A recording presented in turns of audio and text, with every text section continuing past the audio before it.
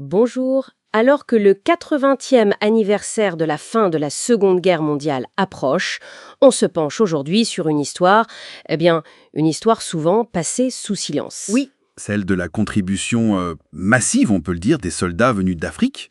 Exactement, des colonies françaises surtout. On s'appuie sur un article assez fort qui détaille ça. L'idée, c'est un peu d'explorer cet oubli. Pourquoi ? Et quel impact ça a encore ? Pour commencer, les chiffres donnent le vertige. L'article parle de 450 000 soldats africains mobilisés par la France. 450 000 ? Oui, et ils représentaient 65% des forces de la France libre en 1940. C'est Énorme. 65%. Voilà.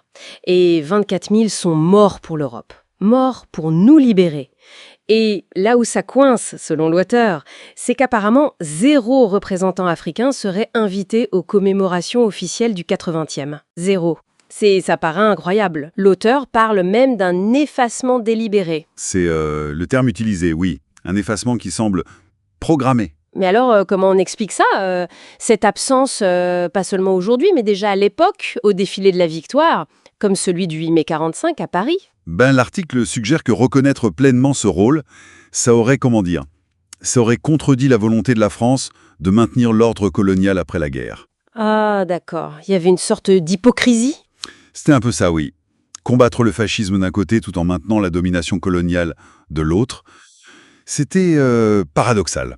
L'article cite même Churchill, on n'a pas combattu les nazis pour perdre notre empire. C'est assez direct. Ça explique pourquoi on a voulu gommer certaines figures héroïques aussi, j'imagine. Exactement. L'article prend l'exemple d'Adi Bella, un Guinéen, premier résistant du maquis des Vosges. Ah oui, Oui, torturé, exécuté par les nazis en 1943. Mais bon, quasi absent des manuels scolaires. Pourquoi ? Parce que selon l'historien Marc Michel, que l'article cite, il était noir. Ça ne cadrait pas avec le récit voulu d'une résistance uniquement blanche. C'est terrible. Et pour le débarquement de Provence ? Pareil. Août 1944. Plus de la moitié des 250 000 soldats africains. En première ligne, souvent. Plus de la moitié. Oui. Et pourtant, sur beaucoup de photos d'archives, leurs visages sont coupés. On ne les voit pas. C'est frappant. D'autant plus frappant quand on se souvient, comme le dit l'article, du rôle crucial de l'Afrique pour la France libre au tout début. Ah bah oui. En 1940, De Gaulle, il n'avait quasiment rien. Pas d'armée, pas de territoire. C'est le ralliement de l'Afrique équatoriale française qui a, en quelque sorte, sauvé son mouvement. C'est vrai.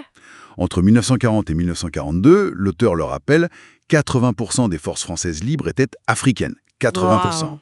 C'est un chiffre qui change toute la perspective. Absolument.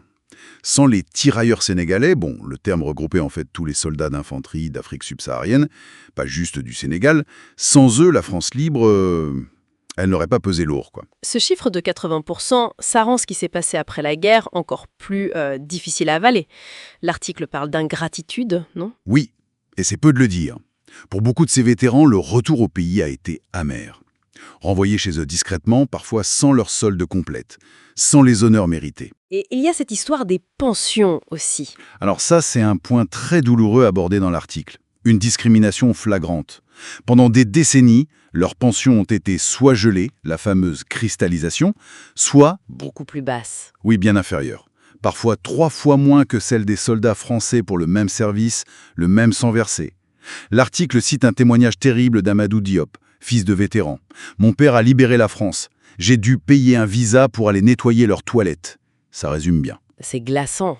Sans parler du massacre de Tiaroy, au Sénégal, fin 1944. Des tirailleurs qui rentraient réclamer juste leur dû, massacrés par l'armée française. C'est un tableau vraiment sombre. Et l'article suggère que cet héritage, ce n'est pas juste du passé, que ça continue d'influencer le présent. C'est un des points clés, oui. L'auteur fait un lien entre cet effacement historique et, disons, certaines dynamiques actuelles. Comme quoi, par exemple ? Il évoque le franc CFA. Cette monnaie est vue par certains comme un outil de dépendance postcoloniale. Il parle aussi de l'extraction des ressources, du traitement des descendants parfois, des archives qui restent difficiles d'accès. Classifiées même. Oui, certaines.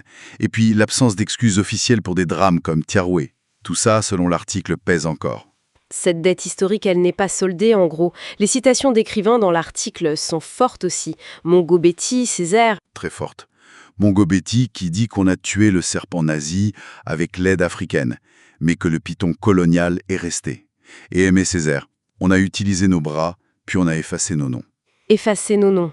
C'est puissant comme formule, hein. Ça résume bien. Ça résume ce sentiment d'avoir été un instrument, puis jeté aux oubliettes. Oui. Donc, pour synthétiser, une contribution africaine absolument déterminante pour libérer l'Europe. Décisive, oui. Et en face, un effacement historique, une ingratitude quasi systémique, avec des effets qui perdurent. C'est exactement ça. Ce qui nous amène à une question peut-être pour terminer. Au-delà de juste corriger les faits dans les livres, qu'est-ce que serait une vraie reconnaissance, une forme de réparation peut-être? Oui, une réparation pour cette dette historique, humaine. Et puis comment faire pour que la mémoire des conflits futurs, elle, soit vraiment complète? Pour qu'on n'ait plus ces effacements sélectifs en fonction des intérêts du moment. C'est une excellente question pour la réflexion. Merci beaucoup pour cet éclairage. Merci à vous.